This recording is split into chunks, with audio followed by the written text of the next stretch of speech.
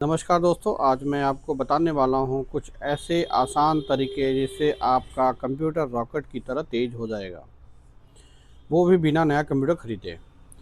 तो चलिए अपने सिस्टम पे चलते हैं और पहला ऑप्शन चेक चेक करेंगे क्या इन पे स्टार्टअप सर्विसेज चल रहा है। तो उसके लिए हमें कंट्रोल कीबोर्ड पे कंट्रोल शिफ्ट एस्केप बटन को प्रेस करेंगे। हमारे सामने टास्क मैनेजर ओपन होके आ जाएगा। टास्क मैनेजर पे हमारे पास एक टैब है स्टार्टअप। तो स्टार्टअप में जितनी भी एप्लीकेशंस इंस्टॉल्ड होते हैं वो यहाँ पे ऑटोमेटिक जो है बाय डिफ़ॉल्ट इनेबल्ड हो जाते हैं, जिससे जब भी आपका कंप्यूटर स्टार्ट होता है वहाँ पे वो एक्टिव कर देता है, जिससे वो बैकग्राउंड में आपके एप्लीकेशन चलते रहते हैं। तो सबसे पहले हम इसी इनेबल को डिसेबल में करेंगे, क्योंकि इसको जब तक हम डिसेबल सर्विस को नहीं करेंगे तब तक ये बैकग्राउंड में आपकी डेटा को एक्सेस करता रहेगा और आपके सिस्टम को स्लो कर देगा। तो ये हमें सिस्टम को फास्ट करने के लिए पहला स्टेप हमारे पास स्टार्टअप के अंदर सभी सर्विसेज को डिसेबल करना है। जब भी हमारा कंप्यूटर स्टार्ट हो, बूट हो, तो उस समय अनवांटेड जो फाइलें हैं, एप्लीकेशंस हैं, सॉफ्टवेयर्स हैं, वो रन ना करें। जब हमें उस सॉफ्टवेयर की नीड हो, आवश्यकता हो, जब हम उसे ओपन करें तो वो तब स्टार्ट हो।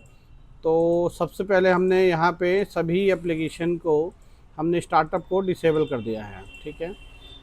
इसके बाद व्यू पे क्लिक करेंगे। यहाँ पे हम अपडेट स्पीड पे जाके हाई कर देंगे। आप देखेंगे आपके सिस्टम में पहले से नॉर्मल होगा, तो यहाँ पे हाई कर देंगे। तो जो भी एप्लीकेशन रन करेगा थोड़ा सा रैम और सीपीयू जो है उस एप्लीकेशन को प्रायोरिटी देगा फास्ट चलने के लिए। अब दूसरे स्टेप पे हम चलते हैं। दूसरा हमारा स्टेप है टेम्परेरी फाइल्स पे। तो window plus are button press करेंगे तो यहाँ पे टेम्प लिखेंगे, TEMP, एंटर करेंगे तो हमारी जो टेम्परेरी फाइल जनरेट होती है, जैसे जब हम वर्क कर रहे होते हैं तो हमारी कुछ अनवांटेड फाइल जनरेट होती हैं, टेम्परेरी रैम पे स्टोर होता है, जिससे रैम स्लो चलता है। तो इसको control shift plus delete press करेंगे तो परमानेंटली डिलीट होगा, यस कर देंगे। तो इसके अंदर कुछ फाइलें ऐसी हैं जो बैकग्राउंड में रन कर रही होती हैं, तो वो नहीं डिलीट होगा, तो आप उसको स्किप कर दीजिएगा। वो नेक्स्ट टाइम आप जब करेंगे तो वो हट जाएगा। अब ये 3 फाइलें हैं जो बैकग्राउंड में रन कर रही हैं, तो जब तक वो एप्लीकेशन बंद नहीं होगा तब तक ये रन करती रहेंगी। अगेन दोबारा ट्राई करेंगे विंडो प्लस आर। यहाँ पे परसेंटेज का सिंबल लगाएंगे, टेम परसेंटेज दोबारा अगेन लिखेंगे, एंटर करेंगे। ये भी आपकी जो रैम में टेम्परेरी डेटा स्टोर होके रन कर रहा है वो डेटा है। इसको हम कंट्रोल ए करके ऑल सेलेक्ट करेंगे, शिफ्ट डिलीट प्रेस करेंगे, यस करेंगे। तो ये सारी जो टेम्परेरी फाइल्स थी वो डिलीट हो गई हैं। उसके बाद हम चलेंगे जिस पीसी पे जाएंगे और यहाँ पे हार्ड डिस्क किसी भी पार्टीशन पे राइट क्लिक करेंगे, प्रॉपर्टीज़ पे जाएंगे। उसके बाद यहाँ टूल्स पे क्लिक करेंगे। यहाँ पे ऑप्टिमाइज एंड डिफ्रैगमेंट होता है, ऑप्टिमाइज पे क्लिक करेंगे। हम सभी पार्टीशंस को, अगर आपके सिस्टम में पहली बार आप करेंगे तो आपको पहले एनालाइज करना होगा, फिर ऑप्टिमाइज या डिफ्रैगमेंट करना होगा। तो हमारे केस में हमारा जो है हमने यहाँ पे शेड्यूल कर रखा है। आप देखेंगे वीकेंड में जो है ये वीकली जो है ये ऑटोमेटिक करता रहता है, तो ये एनालाइज ऑटोमेटिक हुआ रहता है हमारे में, तो केवल ऑप्टिमाइज़ करना होता है। इस किसी भी पार्टीशन को हम सेलेक्ट करेंगे और ऑप्टिमाइज़ पे क्लिक करेंगे, ये ट्रिम कर देता है।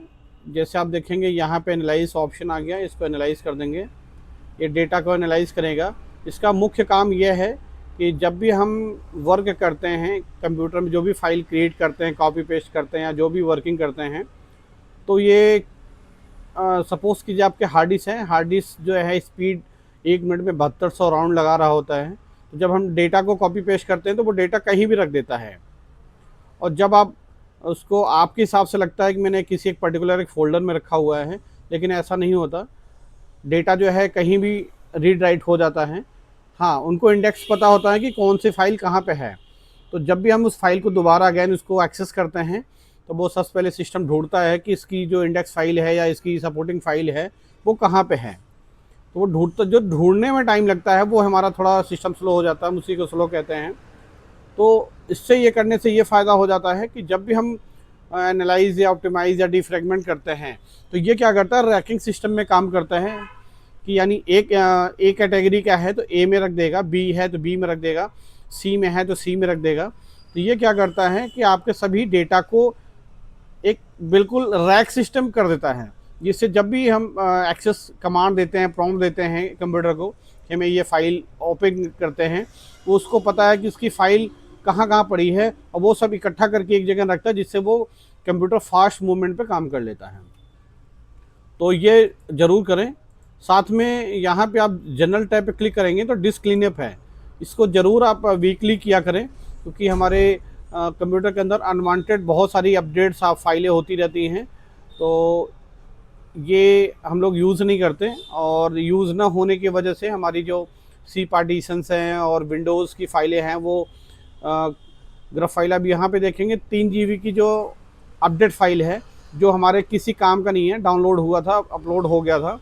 अपलोड होने के बाद भी अभी यहाँ पे डेटा पड़ा हुआ है, तो उस डेटा को जो है हमें यहाँ पे रिमूव करना है।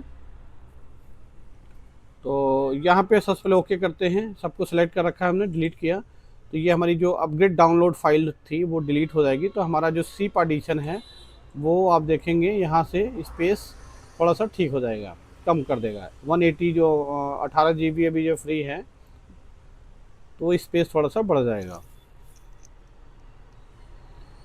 इसके होने के बाद अगर आपके कंप्यूटर में हार्ड डिस्क लगा हुआ है तो आप उसको न्यू जनरेशन में अपडेट हों, SSD यूज़ करें, NVMe SSD यूज़ करें, M.2 SSD यूज़ करें, जिससे आपका कम से कम 5 से 10 गुना स्पीड इन्हांस हो जाता है स्पीड के अंदर।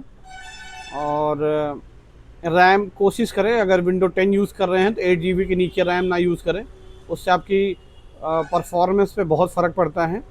तो आप कोशिश करें कि आपकी जो रैम हो वो 8 GB, 12 GB या 16 GB हो, जिससे आप बेहतर परफॉर्म कर पाएंगे सिस्टम पे, चाहे वो गेमिंग करें, चाहे वो डॉक्यूमेंटेशन का काम हो, चाहे वीडियो एडिटिंग का काम हो। तो एक एवरेज कंप्यूटर के लिए मिनिमम 8 से 16 GB के होना चाहिए।